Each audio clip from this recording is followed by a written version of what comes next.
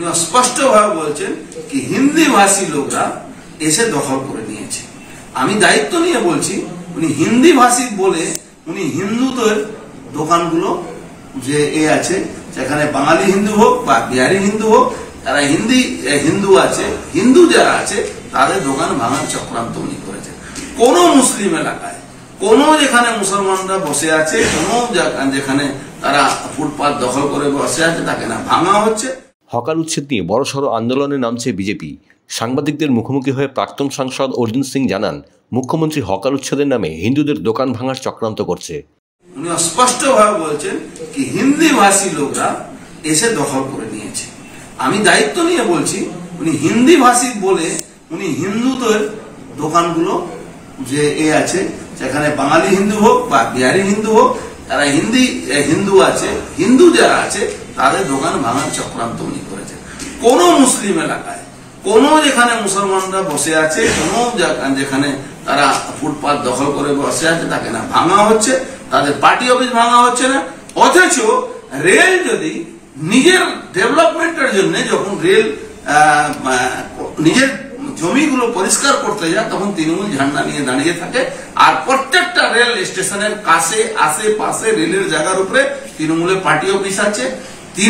তৃণমূলের কিছু লোকের কথা শুনে এই আমাদের পশ্চিমবাংলা যে জিএম যারা আছে, যারা ডিআরএম আছে, তারা কোনো কান দেয় না। তাদের চোখ কান হলো আরপিএফ ব্যাপকভাবে তাদের সঙ্গে একটা লাইন করে রেখেছে। চাहे ব্যারাকপুরের জিআরপি বলুন, চাहे কাঁচরাপাড়া আরপিএফ বলুন, এরা সব লাইন করে রেলের জমি তৃণমূলকে বিক্রি করে দিচ্ছে। তারা রেলের জমির উপরে ভাড়া খাটাচ্ছে, তারা রেলের জমির উপরে পুকুরে মাছ চাষ করছে।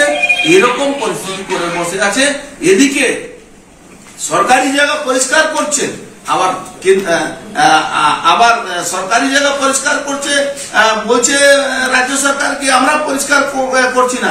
এটা কেন্দ্র নাকি নির্দেশ দিয়েছে।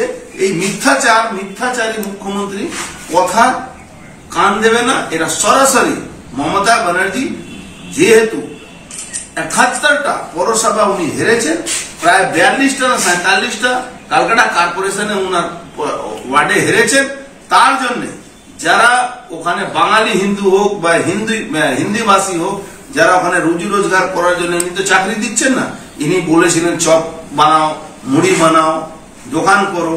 উনি নিজে বলেছিলেন আগামী দিনও আমরা ব্যাপক একটা আন্দোলনের মধ্যে যাচ্ছি, এই ফুটপাত যে যারা দোকানদার আছে তাদেরকে বাঁচাবার জন্য।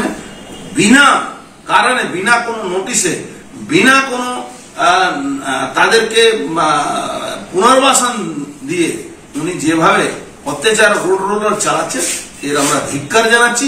মমতা ব্যানার্জি মুখ্যমন্ত্রী হিসাবে ডাহা ফেলেছেন। ব্যুরো রিপোর্ট, খবর সীমাহীন।